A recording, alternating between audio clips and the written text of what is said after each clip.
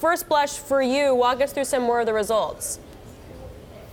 This is pretty much exactly as expected. The pound's barely budging on the news. The market is pricing in very little action from the BOE going forward from here. It's very hard to call exactly what the outcome of Brexit is going to be at this point. I think we've got 10 basis points priced in on the downside by next March, just 17 by the end of 2020. The market doesn't know which way to call this one. The Bank of England is indicating that the perceived risk of a no-deal Brexit has declined as a result of its assessment of what is coming from the foreign exchange markets, i.e. when a no-deal Brexit happens, the risks to the economy will be less dramatic than maybe had been perceived before. But it is reiterating that a smooth Brexit will probably mean rate hikes. The market certainly doesn't have that price at the moment, and given that other central banks around the world are certainly cutting at the moment, the market finds it hard to find credibility with that one. Alex? Yeah, I was going to say, particularly if they go the way of Norway, you have to wonder sort of how that works.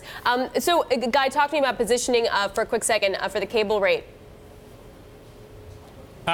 Positioning at the moment is reasonably neutral. The market has been quite short. Some of that has come back. We're trading at a 2-month high at this point. So some of the shorts have been squeezed a little bit. We're trading, as I say, at a 2-month high. We've just seen a new volatility contract come in, which is going to capture the EU summit, which is coming up, and volatility has picked up a little bit around that. Look, what I hear, Alex, is that a lot of people are saying is you get me to 130 and I'll believe that the move has legs. But until then, it is very hard to trade the pound and get directional with it. Most people trade it via volatility, and that seems to be the trend that continues. All right, good point with the 130. So, Stephanie, it is as expected. Inflation will likely be weaker if uncertainty persists, but if it gets resolution, we're getting a rate hike. Any surprise in here for you?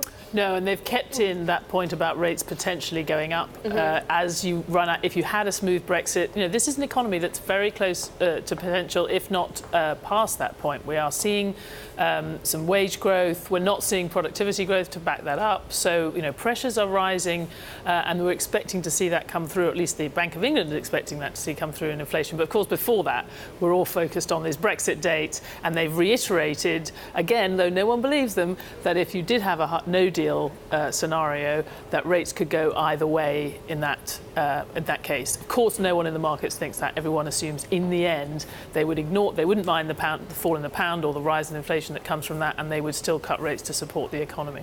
So before we get to that part of it, I want to focus on jobs and wages, because wages, including bonuses, at the highest since 2008.